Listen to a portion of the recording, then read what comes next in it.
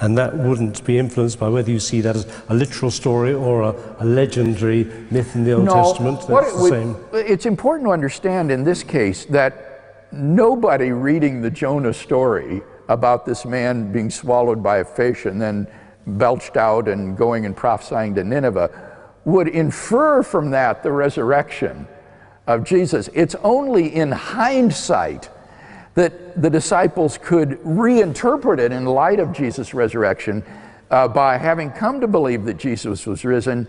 Then they go to their Hebrew Bible looking for proof texts and types, and they could find, the Jonah story, especially if Jesus himself had referred to this. And so it's not that these are the source of their belief, rather it is the attempt to provide proof texts for what they had come to believe about Jesus and anticipations of it in the Hebrew Bible. I think this question is a sort of follow-up to that, actually, because some people will claim that the gospel stories are lies written by the gospel writers, and other people might say they're stories to try to explain what happened to the disciples on that particular day. And my question is connected with somebody called Randall Helms, who wrote a book called The Gospel Fictions. Mm-hmm. And his idea is that, rather like you said, the empty tomb could be based upon the story of Jonah or upon Daniel coming out of the lion's den. And it is not the fact that he seems to suggest that it's not so much that these are written after to explain these events, but they are actually creations by the gospel writers. Yeah. So the whole of the resurrection story is really based upon Old Testament stories that have been elaborated, and somewhere along the line something must have caused it, but it certainly wasn't the resurrection story as given in the Gospels.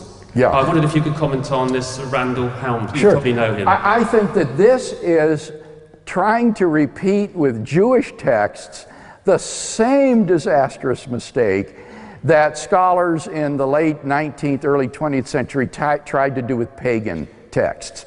Namely, you cherry pick these other ancient texts for similar points to what happens in the gospel narratives, and then you extrapolate by saying the gospel narratives are based on these other texts. And this movement collapsed within biblical scholarship with regard to pagan sources. And I think it's equally invalid.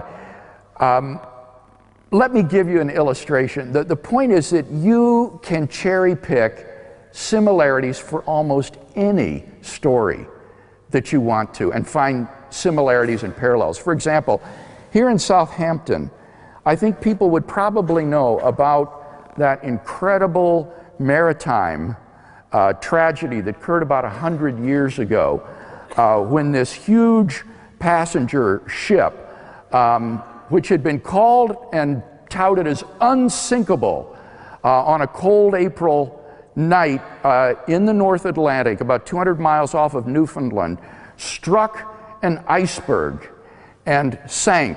And over half of the passengers' lives were lost because there weren't enough lifeboats on board the ship. And the name of this ship was Titanic. Titan, wasn't it? Titanic. No, Peter, I'm not talking about the Titanic. I'm talking about a novel written in 1898, 14 years before the wreck of the Titanic, called The Wreck of the Titan. Now, isn't that amazing? Anyone reading that book would say, aha, this must be based on this event, or that this event is a legendary construction out of this earlier book, when in fact this is just cherry picking these sorts of parallels. And similarly, look at the story of Joshua and killing the 5 kings in the cave. He puts the kings in the cave, and then he brings them out and he kills them all.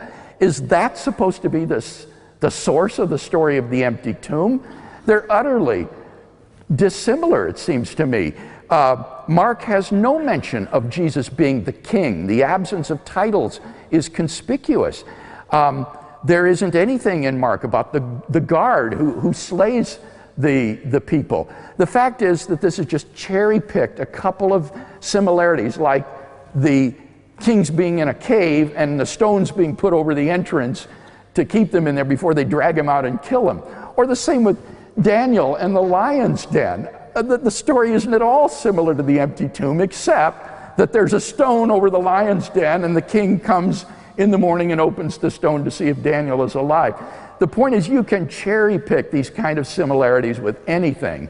And the very multiplicity of these, Daniel and the lion's den, Joshua and the 5 kings in the cave, suggests that in fact these are not derived from or based on these Old Testament stories. But I think rather, as I've argued, they have a sound basis in historical fact. You've talked quite a bit about the understanding Jesus as a Jewish person in the Jewish context. Have you ever debated with Geza Vermes? Do you think he is he a leading authority in the Old and New Testament? And if so, why do you think he doesn't agree with you about the resurrection? I haven't debated him, though he is a very leading scholar on the historical Jesus, and he's Jewish, which is what's interesting. What has happened over the last several decades is what has been called the Jewish reclamation of Jesus. We have begun to understand that the whole project earlier on in New Testament scholarship of interpreting Jesus in light of pagan mythology, Greco-Roman myths of divine men, for example, was completely wrong. Jesus and his disciples were first-century Palestinian Jews, and it's against that backdrop that the historical Jesus needs to be understood, against the Jewish backdrop. And so what has happened today is that Jewish scholars like Geza Vermes and Pinchas Lapid have come to study the historical Jesus sympathetically, even though they're Jewish. And Geza Vermes, like most scholars, affirms the historicity of Jesus' empty tomb. He affirms these basic facts that I described. His reluctance to affirm the resurrection of Jesus from the dead would be based on philosophical or theological grounds, not historical grounds. So the historical facts are pretty solidly in place, and the degree to which you're willing to accept the resurrection of Jesus as the best explanation of those facts will tend to depend more upon philosophical or theological considerations than upon purely historical questions. Thank you very much. Hi. My question is a follow-up to the earlier one on the ascension.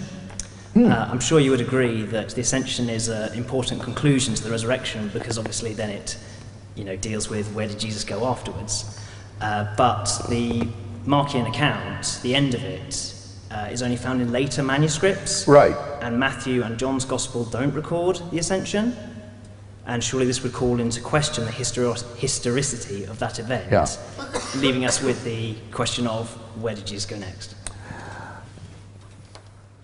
I would say that the ascension of Jesus is simply the terminus of the resurrection appearances. And therefore, it is not a qualitatively distinct event. We should not think that Jesus rose from the dead in an unglorified state, and that with the ascension he was glorified and taken into heaven.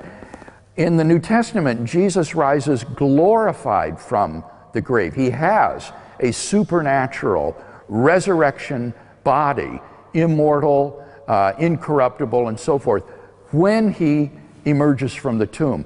The ascension is simply the cessation of the resurrection appearances. Jesus won't appear anymore after that. And therefore, I don't think, frankly, that theologically a lot hangs on it, and it's really not germane to the subject that we're dealing with tonight. So I have not invested, frankly, much effort, if any, in studying the historicity of the ascension, because I don't think that it's relevant to the question of Jesus' resurrection. Well, if I may, if he had a resurrection body, as you claimed, that would be one that is immortal, I take it? Yes. And so therefore, if Jesus didn't ascend, he would be somewhere. He would be with us today. Right. He would have gone to another country. This now is a very interesting philosophical and theological question, which isn't answered just by affirming the historicity of the ascension. In fact, you could ask yourself, well, what does the ascension mean historically? Did he go up in the clouds? Did he travel through outer space, past the moon somewhere? Well, no, I don't think that's the idea. So as a philosophical theologian, when I reflect on the ascension, what I would say is this, is I think that Jesus of Nazareth has exited this four-dimensional space-time continuum in which we reside, so that he still exists, but he no longer exists in our four-dimensional space-time. And therefore, his human nature is not manifested in a corporeal form, in the form of a body. And here would be my analogy that I'd invite you to think about. Imagine a tuning fork that I would pluck, and this would produce a hum from the vibrations. Now, suppose that vibrating tuning fork were placed inside a vacuum jar and all the air were sucked out. Now, the tuning fork would still be vibrating, but there wouldn't be any sound because there isn't any medium to serve to conduct sound waves. The fork is the same. The fork is intrinsically unchanged. It's vibrating as before, but in the absence of an appropriate medium, it doesn't manifest any sound.